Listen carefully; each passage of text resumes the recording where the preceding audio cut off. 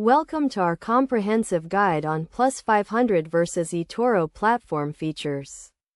Both platforms are well-established online trading platforms that offer a range of financial instruments to trade. The key difference lies in their features and functionality.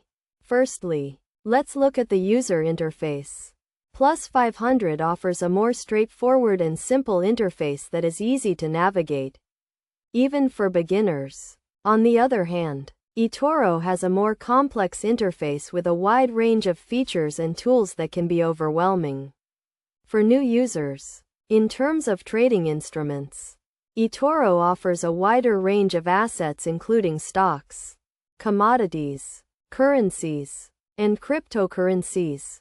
Plus500 also offers a range of assets but with a stronger focus on forex and contracts for difference. Another key feature to consider is social trading. eToro is well known for its social trading platform that allows users to follow and copy the trades of other successful traders.